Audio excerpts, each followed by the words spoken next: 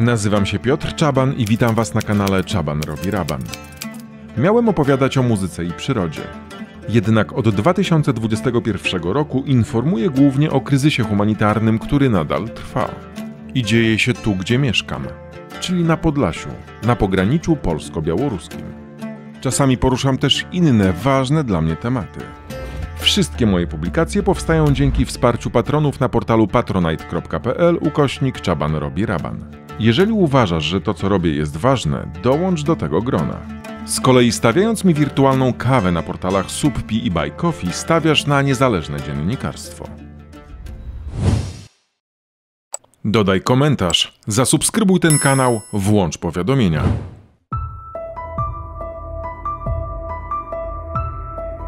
Nie tylko nacjonaliści szczują na migrantów.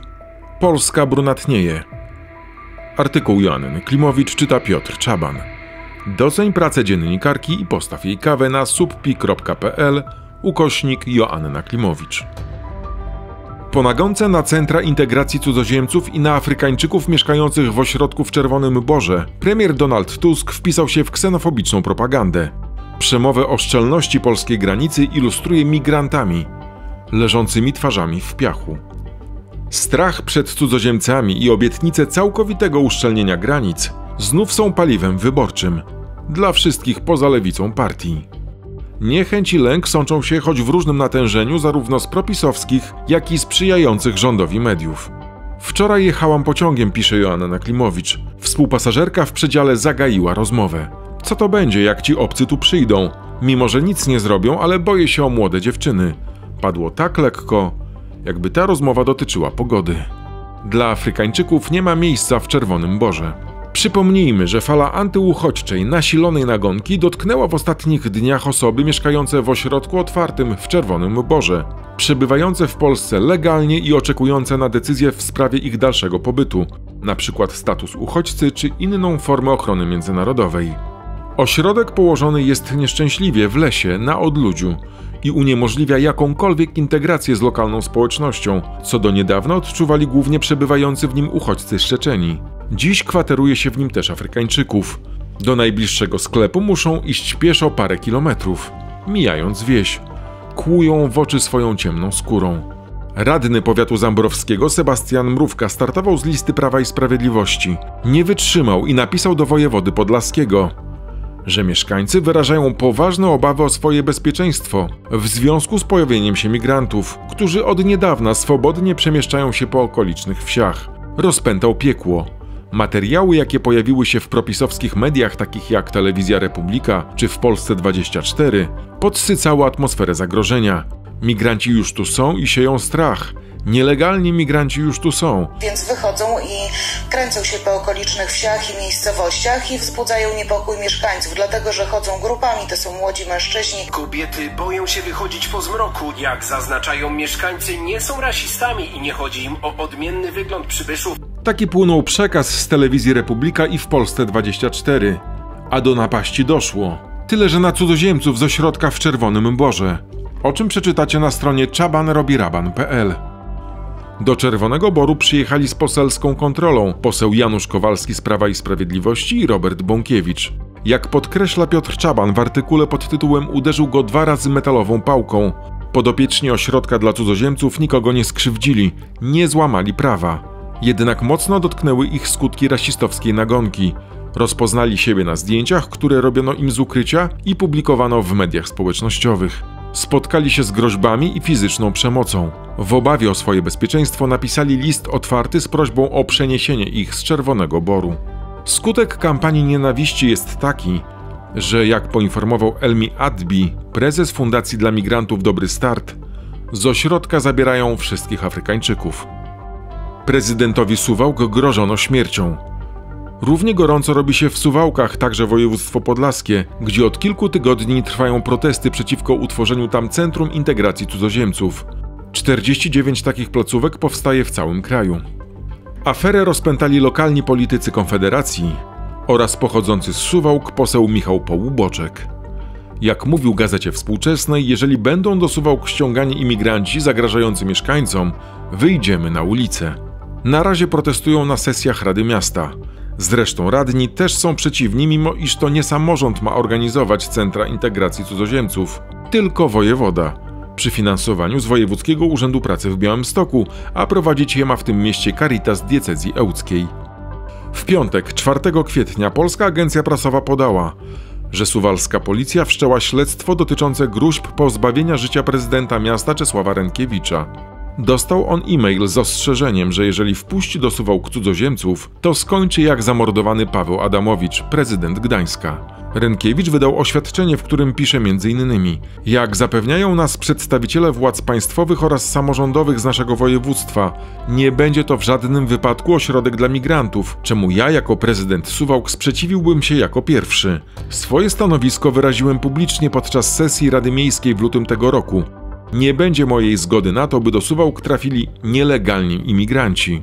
Tu trzeba zaznaczyć, że nie ma nielegalnych ludzi, w tym imigrantów. Chcę też jednoznacznie podkreślić, kontynuuje prezydent Suwałk, że nadużyciem i kłamstwem jest to, jakoby była moja zgoda na przyjęcie 1000 nielegalnych migrantów do naszego miasta. Jest to bardzo często powtarzane, zwłaszcza przez środowisko prawicowych partii politycznych, sformułowanie. Prezydent przyznaje, że nie widzi uzasadnienia do utworzenia Centrum Integracji Cudzoziemców w Suwałkach i apeluje o zweryfikowanie planów, o ponowne przemyślenie decyzji w zakresie celowości i zasadności planowanych zamierzeń. Jak Tusk ilustruje szczelną granicę? Także w piątek, 4 kwietnia, do tematu migracji odniósł się na Platformie X premier Donald Tusk. Czy wyciszył, uspokoił ksenofobiczne nastroje? A skąd? Tusk zapowiedział rozpoczęcie niebawem kampanii informacyjnej w 7 państwach. Skąd pochodzi największa liczba migrantów próbujących przekroczyć polską granicę? Nasz przekaz będzie prosty. Polska granica jest szczelna. Nie wierzcie przemytnikom, nie wierzcie Łukaszence, nie wierzcie Putinowi. Okłamują was wtedy, kiedy mówią, że tędy wiedzie droga do Europy. To jest nieprawda. Nie złożycie już tutaj wniosku o azyl. Pewnie nie byłoby w tym nic przerażającego, gdyby nie jego dalsze słowa o tym, że nie złożycie już tutaj wniosku o azyl. Rzeczywiście polski rząd zaproponował projekt, a parlament uchwalił ustawę zawieszającą prawo do ubiegania się o ochronę międzynarodową, czym złamał polską konstytucję i prawo międzynarodowe, podeptał podstawowe prawo człowieka. A także gdyby nie obrazy, na tle których premier Tusk stroszy się mówiąc: a przede wszystkim nie przekroczycie już nielegalnie polskiej granicy. 1000 żołnierzy, strażników granicznych i policjantów, kamery i drony pilnują przez 24 godziny na dobę każdego innego. Zresztą zobaczcie sami. Na filmie polskich służb widać grupę ciemnoskórych ludzi, przechodzących przez wycięty w granicznym płocie otwór, wchodzących na polską stronę z rękoma nad głową, klękających i kładących się na ziemię przed uzbrojonymi strażnikami. Widać też, jak szybko nadjeżdża pojazd opancerzony, a cudzoziemcy leżą tuż przy nim poniżeni z twarzami w piasku. Wielki Biały Pan. W mediach społecznościowych internauci wyrażają swoje oburzenie, niesmak i obawę. W często udostępnianym poście Agnieszki Stawiarskiej możemy przeczytać m.in.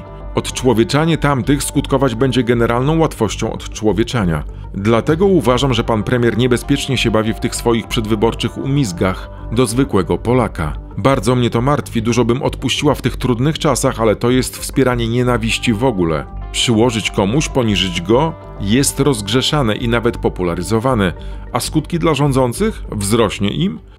Nie wiem, ale obawiam się, że ostatecznie jest to gra na rzecz wzrostu siły moralnej otwartych rasistów. Ja Tuska rozumiem, wiem czemu to robi, on myśli, że nad brunatną falą zapanuje, ale jednocześnie umacnia w zwykłym Polaku poczucie, że rasizm i przemoc w obronie własnej, jej granice są płynne i niejasne, są czymś słusznym i usprawiedliwionym. Niestety, jako obywatelka wcale nie czuję się bezpieczniej, gdy widzę takie przechwałki. Pisze Agnieszka Stawiarska. Z kolei działaczka społeczna Natalia Gebert z inicjatywy Dom Otwarty, zajmująca się pracą z uchodźcami na rzecz uchodźców w Warszawie i okolicach, komentuje w mediach społecznościowych. W Polsce wcale się nie myśli kolonialnie, a rasizm to margines. Stanął sobie wielki biały pan nad powolonymi na ziemię osobami o ciemnym kolorze skóry, pilnowanymi przez zamaskowanych białych panów z długą bronią. I powiedział wprost, że tu nie miejsce dla nich. Ciemnoskóre osoby na obrazku są malutkie, niemal krasnoludkowe. Za to białego pana widać niemal na cały ekran. Inaczej mówiąc, wielka biała siła upodlająca czarnych.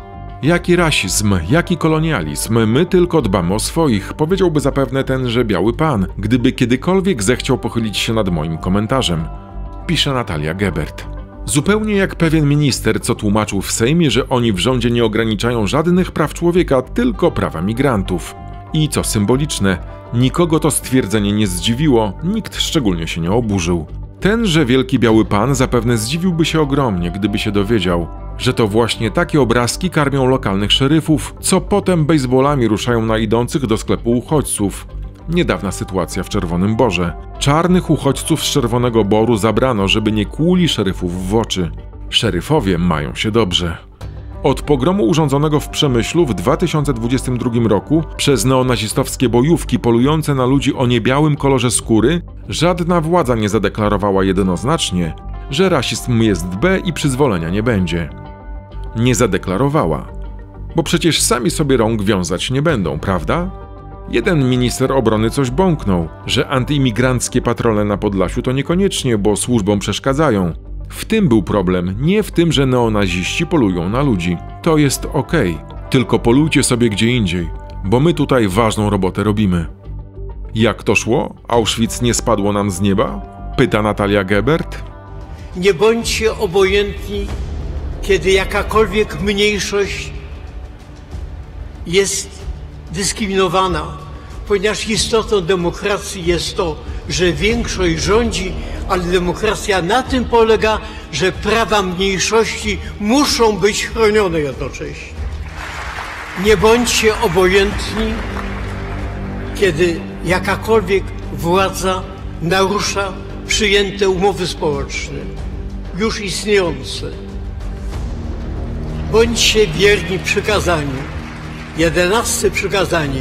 Nie bądź obojętny, bo jeżeli nie, to się nawet nie obejrzycie, jak was, jak waszych potomków, jak na waszych potomków jakiś Auschwitz nagle spadnie z nieba. To bydło, które było ściągane po prostu po to, żeby forsować nasze granice. 35-letnia Iranka, kobieta, została postrzelona w oko. Mówimy tylko i wyłącznie o ograniczaniu czasowym, terytorialnym i proporcjonalnym prawa migrantów, nie ograniczając w tym czasie praw Polaków, mieszkańców Polski. Mamy baraki dla imigrantów w Auschwitz, w Majdanku, w Treblince, w Sztuchofie. Mamy dużo baraków zbudowanych tu przez Niemców.